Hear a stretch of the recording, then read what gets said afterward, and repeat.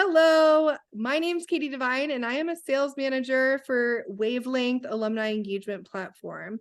Now, one of the biggest concerns schools have when it comes to our platform is data and data privacy. So we have with us today Katie Gibson, the CEO of Wavelength, who's going to walk us through how Wavelength protects data and also answer some questions regarding data privacy.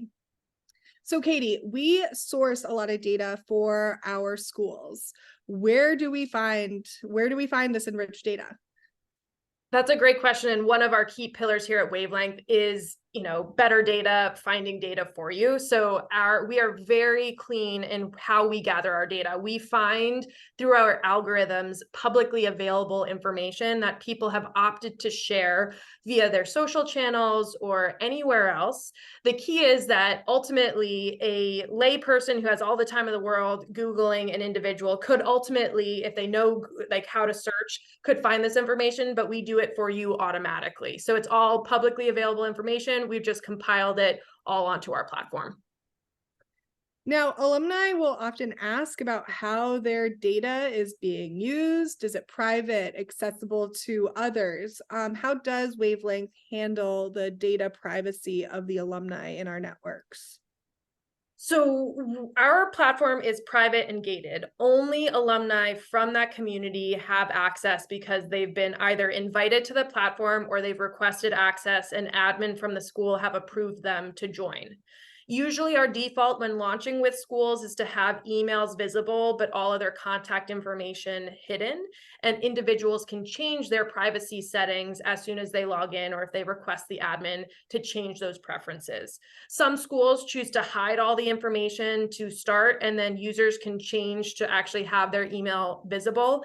But bottom line, no one other than admin have the ability to mass email or export the data from our systems. So think of it as almost a digitized yearbook, and then alumni, as they log in and interact, are able to make it more of a social platform as they see fit.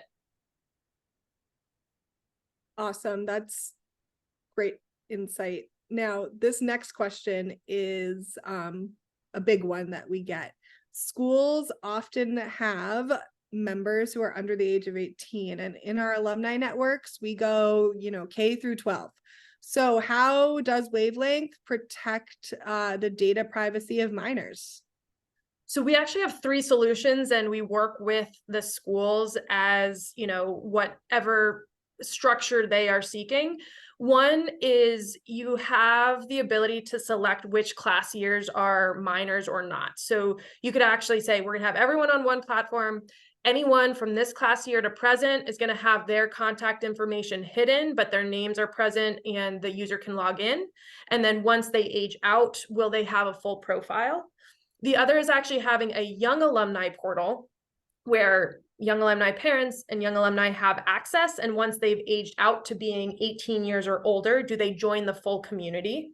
The last option is just to add them after they turn 18. The challenge with that is that you lose a few years of communication with them. So you're trying to reestablish and start a new contact with them rather than the first 2 options, which they might be less engaged, but they're at least aware that the platform exists. And when the platform becomes more meaningful to them, do they get more engaged over time?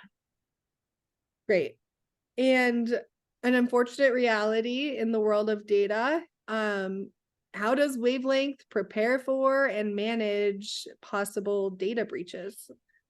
So this is something I, as CEO, am always aware of. We're always tracking like what best practices across like ed tech and just globally there is out there. We have been very intentional with our approach of the firewalls, data encryption, so that we have multiple different scenarios of preventing people from even gaining access to the data. And then when they have access, like if there was ever a data breach, unfortunately, we have not had that happen to us before.